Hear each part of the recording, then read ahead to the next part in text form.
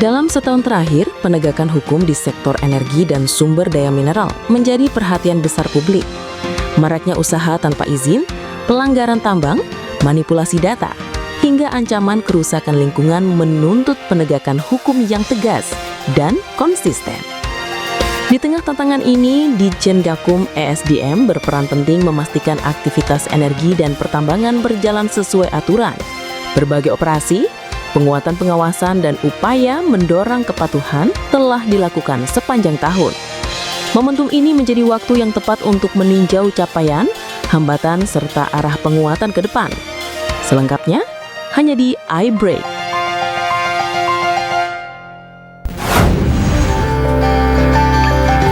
Halo, selamat malam pemirsa, bersama saya Diandra Mukni. Selama 30 menit ke depan saya akan menemani Anda tentunya hanya di iBreak. Pemirsa, dalam upaya memperkuat tata kelola sumber daya alam, Gakum ESDM terus mempertegas perannya melalui penyusunan kebijakan, penegakan hukum, serta koordinasi lintas lembaga untuk memastikan pengelolaan energi dan pertambangan yang transparan dan berkeadilan. Komitmen ini semakin relevan seiring perhatian serius oleh Presiden Prabowo Subianto terhadap penanganan tambang ilegal. Dengan dukungan penuh dari pemerintah pusat, Gakum ESDM diharapkan dapat berkolaborasi dengan tim gabungan dalam menindak tegas berbagai aktivitas pertambangan yang melanggar hukum. Oleh karena itu sudah hadir bersama saya Bapak Rilke Jeffrey Huwai selaku Direktur Jenderal Penegakan Hukum Kementerian ESDM. Langsung saja kita membahas lebih lengkap tentang kinerja Gakum ESDM, penindakan, pengawasan, dan kepatuhan. Halo, selamat malam Pak Jeffrey, apa kabarnya? Selamat malam pemirsa, dan salam sejahtera untuk kita semua. Baik. Pak Jeffrey, kita langsung saja nih. Bagaimana Bapak melihat posisi dan peran Gakum ESDM dalam memperbaiki nih Pak tata kelola sektor energi dan pertambangan selama mungkin 1 tahun terakhir? Iya, makasih Mbak Dian. Jadi pertama-tama saya sampaikan dulu bahwa Direktur Jenderal Penegakan Hukum ini adalah direktur baru ya. Di lingkungan Kementerian Energi dan Sumber Daya Mineral. Tugasnya adalah mencakup ada 5 undang-undang yang terkait penegakan hukum dalam 5 undang-undang. Undang-undang minerba, undang-undang listrik, kelistrikan, kemudian undang-undang migas, kemudian undang-undang panas bumi, dan juga undang-undang yang mengatur tentang tata kelola air. Ya. Itu semua ada pidananya. Nah, sebagai lembaga yang baru, ini lembaga ini baru efektif ya, beroperasi itu sejak bulan Juni ya, bulan Juni tahun 2025. Jadi cenderung dari pembentukan lembaga sampai dengan sekarang ini kurang lebih 4 bulan. 4 bulan ya. Tentunya kinerja yang terukur 4 bulan terakhir. Namun demikian, saya ingin sampaikan juga bahwa kami tetap melaksanakan komitmen kami sesuai dengan arahan Pak Menteri dan kebijakan dari Bapak Presiden untuk tetap melakukan pengawasan, pengendalian tata kelola sumber daya alam. Tapi kita lakukan seperti itu ya. Saya juga ingin sampaikan buat Mbak Dian bahwa Direktorat Jenderal Penegakan Hukum ini mempunyai ciri khas berbeda dengan penegak hukum lain. Karena di samping tugas-tugas penindakan, kami juga diberikan kewenangan untuk melakukan penataan administrasi, yang juga pastinya diikuti dengan sanksi administrasi. Dan itu dalam kewenangan kami. Nah, dalam 4 bulan terakhir ini sudah banyak yang kita lakukan, namun dengan mengingat masih barunya direktur ini, kami sudah menerima kurang lebih 89 pengaduan, dan itu semua diarahkan ke hal-hal yang terkait dengan pencegahan. Ya, kita mengatur ritme kerja kita ini supaya arahnya tetap dalam menjaga tata kelola, tapi masih dalam aspek penataan administrasi dan juga pencegahan terhadap terjadinya perbuatan melawan hukum yang lebih lanjut. Baik, itu. Ini kan bisa dibilang lembaga baru, dirjen baru begitu di ESDM. Sejauh ini penindakan atau operasi besar yang berhasil dilakukan apa Pak oleh Gakum ESDM sendiri? Ya, yang pertama saya sampaikan bahwa pentingnya prinsip koordinasi. Jadi sebagai lembaga baru yang memahami betul keberadaan lembaga, kita tetap melakukan koordinasi dengan aparat penegak hukum terkait, khususnya Satgas. Operasi-operasi kita terbesar adalah memberikan dukungan optimal terhadap Satgas PKH, bidang pertambangan. Ya. Tim kami sedang melakukan penegakan hukum bersama-sama dengan PKH dalam dalam perbuatan melawan hukum yang terkait dengan tata kelola pertambangan timah di Bangka sampai dengan saat ini. Kemudian juga tim kami juga sudah melakukan perumusan kebijakan terkait dengan penetapan denda bagi pelaku tindak pidana illegal mining yang ada di kawasan hutan. Jadi itu dilakukan dengan cara bagaimana Dirjen Gakum dan Dirjen Minerba memberikan masukan untuk membuat formula yang tepat sehingga penetapan denda administrasi terhadap pelaku perbuatan melawan hukum di kawasan hutan itu bisa betul-betul optimal. Jumlah penetapan denda itu harus bisa memberikan dampak terhadap dua aspek. Yang pertama, penerimaan negara. Yang kedua, dampaknya adalah menjadi potensi pencegahan masa depan di waktu yang akan datang. Nah, sejauh ini Pak, berapa sudah ada jumlah kegiatan pengawasan dan operasi yang dilakukan oleh Gakum SDM? Kemudian yang paling banyak melanggar aturan itu di sektor apa, Pak? Iya, jadi kita kalau bersumber dari pengaduan, kita punya sekitar 89 pengaduan dalam 2-3 bulan terakhir ini. Dan yang paling banyak itu adalah di dua sektor, itu illegal mining dan illegal drilling. Jadi penambangan dan sumur minyak.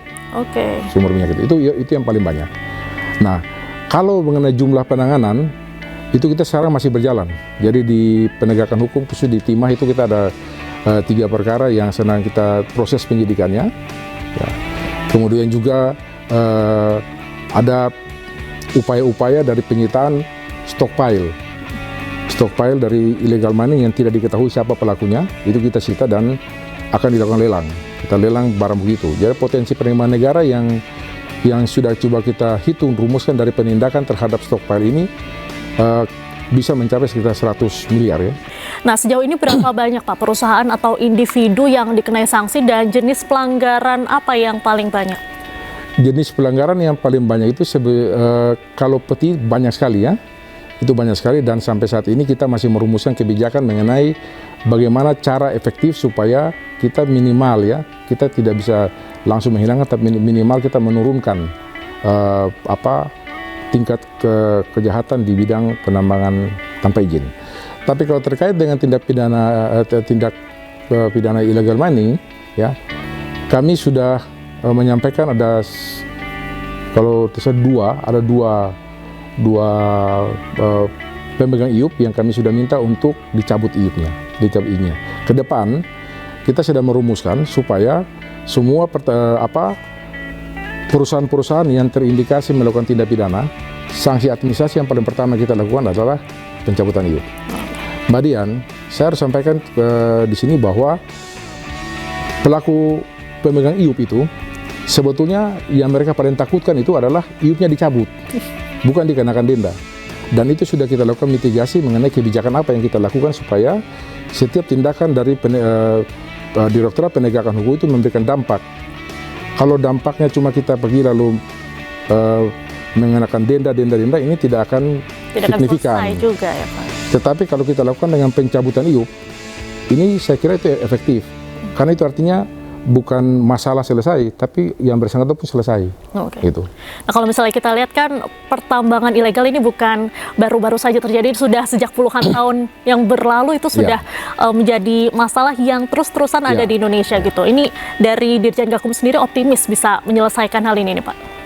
Prinsipnya optimis, tetapi harus dimitigasi mengenai bagaimana pola kebijakan penanganannya. Kita tahu bahwa illegal mining, penambangan tanpa izin ini sudah cukup lama, tapi tidak pernah selesai. Nah, oleh karena itu, Direktorat Jenderal Penegakan Hukum ini melakukan mitigasi kebijakan. Baik. Pertambangan ini adalah bisnis yang padat modal, bukan padat karya. Bukan padat karya. Jadi kalau itu diselesaikan di level mereka yang melakukan peti, ya orang-orang kecil di lapangan, itu sama dengan kita memperhadapkan negara dengan rakyat. Baik. Itu tidak adil. Nah, oleh karena itu arah kita nanti adalah kepada mereka pemodal. Itu. Baik, kita tahan dulu Pak Jeffrey, seperti perbincangan kita semakin menarik ya pemirsa, namun tahan dulu sejenak karena masih ada hal lain yang harus kita gali lebih dalam. Jangan kemana-mana, tetap di iBreak.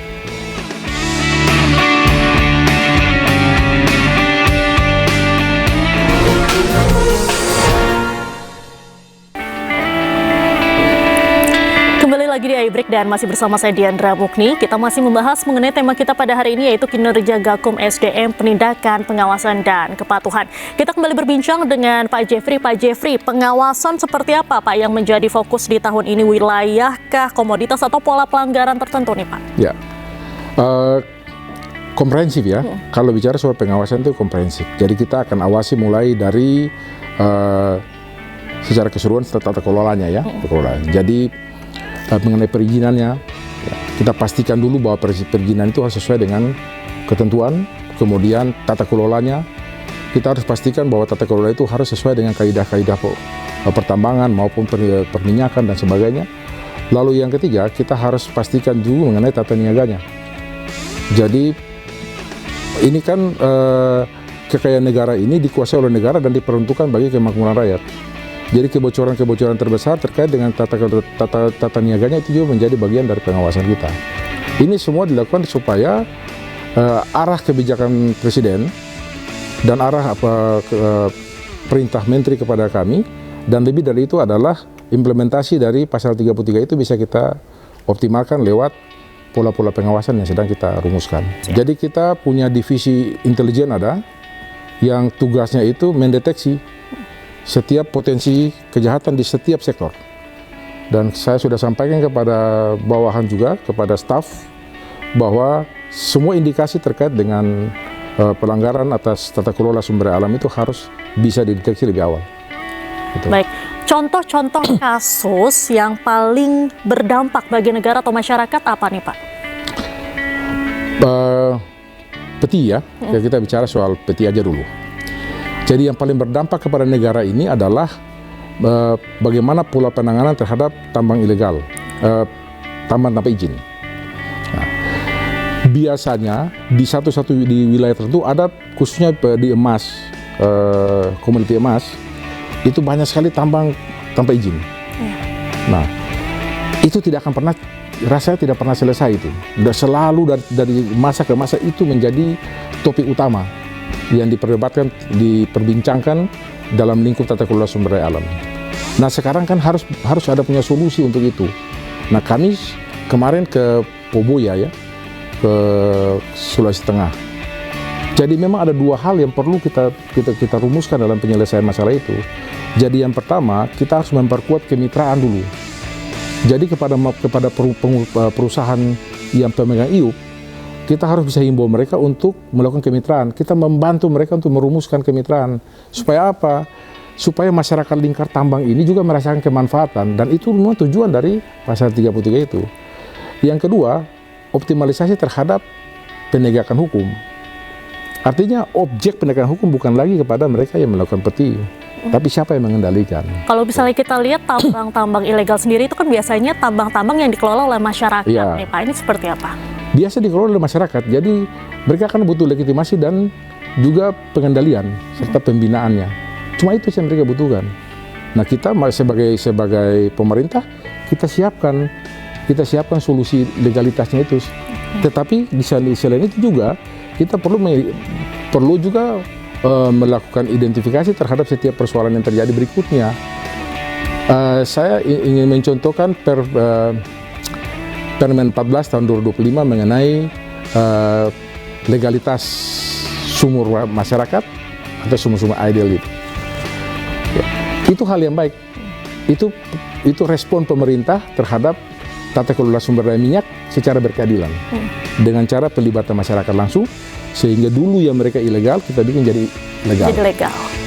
Menteri menyampaikan bahwa ini supaya jangan sampai mereka ini dikejar-kejar oleh oknum aparat. Itu artinya apa? Kita negara hadir untuk memberikan keadilan kepada mereka. Baik, lantas apa saja nih Pak bentuk sanksi yang bisa diterapkan kepada para pelanggar mulai dari administratif hingga sanksi pidananya Pak? Ya, tadi saya sudah bilang bahwa kita punya dua kewenangan.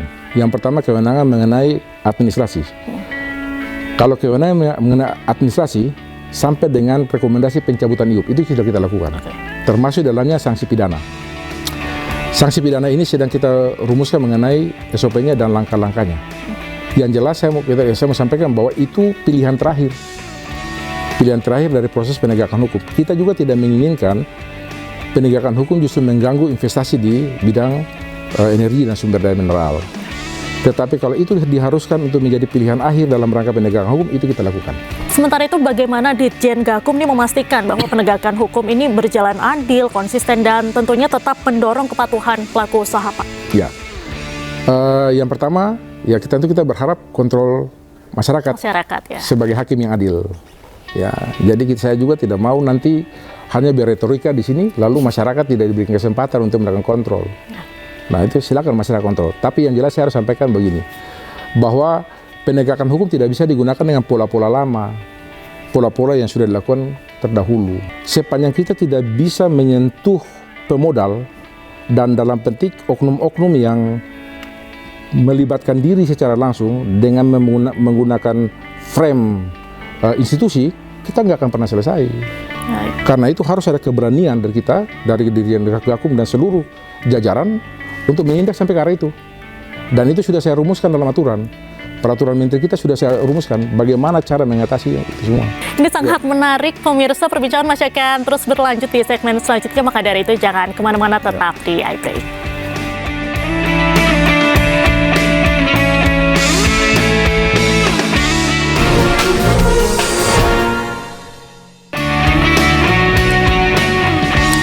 Pemirsa, kembali lagi di iBreak dan masih bersama Bapak Rilke Jeffrey Huwais selaku Direktur Jenderal Penegakan Hukum Kementerian SDM yang sungguh luar biasa. Mari kita lanjutkan perbincangan kita yang semakin seru hari ini.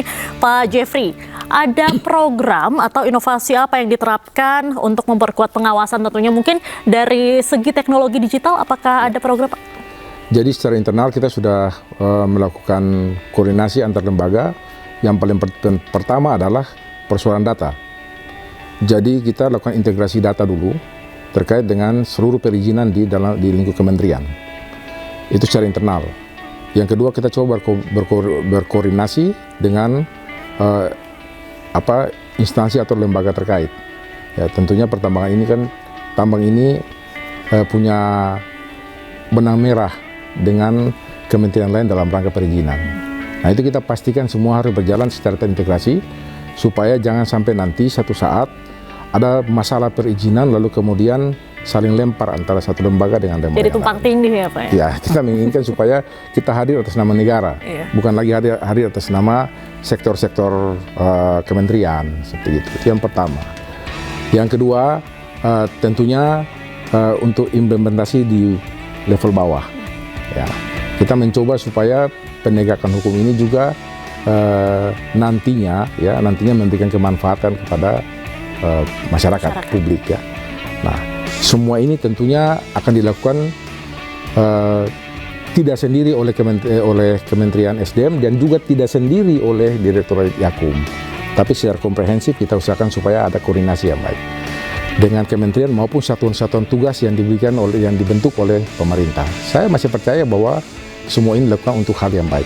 Karena itu kita Direktorat Gakum sangat mendukung dan sekaligus aktif melibatkan diri dalamnya. Gitu. Baik, lalu apa Pak pendekatan dari Ditjen Gakum untuk membangun budaya kepatuhan pelaku usaha sebelum akhirnya bisa ditindak secara hukum nih Pak?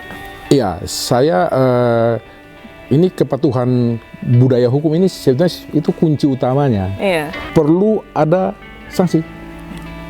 Sebab kalau cuma himbauan-himbauan saja, saya mau sampaikan bahwa pelaku tambang ini bukan orang-orang yang tidak berpendidikan, semua berpendidikan, semua sudah tahu aturannya. Tapi kepatuhan itu harus dibentuk dengan cara yang secara administrasi itu mengandung sanksi. Kalau nggak bisa. Jadi karena itu dalam setiap upaya penegakan hukum, kalau ada pelanggaran kita berikan sanksi. Budaya hukum ini yang mau dibentuk ini bukan dari orang-orang yang tidak tahu apa-apa.